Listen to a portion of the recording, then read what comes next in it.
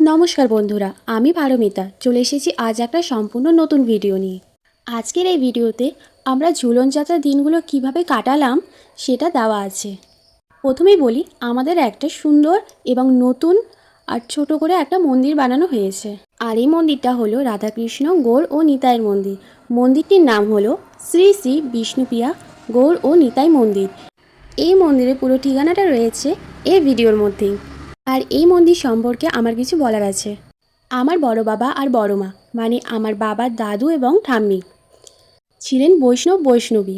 আমার বড় বাবার নাম ছিল ইন্দ্রভূষণ চন্দ্র এবং বড় মার নাম ছিল বিষ্ণুপ্রিয়া চন্দ্র।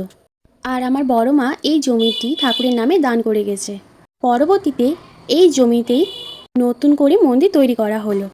যেহেতু আমার বড় মা এই মন্দিরটির জন্য জমি দিয়ে গিয়েছে, তাই এই মন্দিরের নাম দেওয়া হয়েছে শ্রী শ্রী বিষ্ণুপ্রিয়া গৌর ও নিতাই মন্দির। আর এই ঠাকুরকে নিয়ে অনেক পুরনো একটি কাহিনী রয়েছে। তোমরা কি শুনবে সেই কাহিনী? গুরুজনদের মুখে শুনেছি বহু বছর আগে, আমার বড় বাবা বড় মার সময়কালে, হয়তো তারও আগের কথা হতে পারে, ঠিক মনে নেই, আমাদের পূর্বপুরুষদের মধ্যে একজনকে ভগবান স্বপ্ন দেখিয়েছিল। নদীতে গিয়ে মাছ ধরার জাল ফেললে সেই জালের মধ্যে উঠে আসবে গৌর ও নিতাই। ঠিক ঘুম ভাঙার পর তিনি সেই মতোই নদীর মধ্যে গিয়েছিলেন এবং সেখানে মাছ ধরার জাল যখনই ফেললেন, সেই জালের মধ্যে উঠে এলো গৌর ও নিতাই।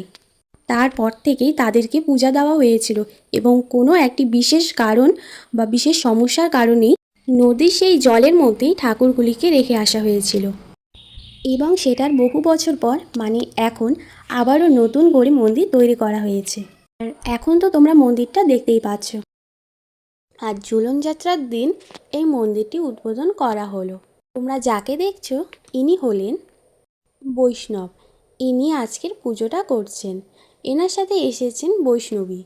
তোমরা দেখছো এখানে কয়েকজন বসে আছে। আমাদের পুরো পাড়ার বয়স্কদের দিয়ে এই মন্দিরটি উদ্বোধন করা হলো। এরপর আমরা সবাই মিলে অঞ্জলি দিয়ে নিলাম। অঞ্জলি দেওয়ার পর সবার শেষে সবাই মিলে আমরা গোপালকে দুলিয়ে নিলাম।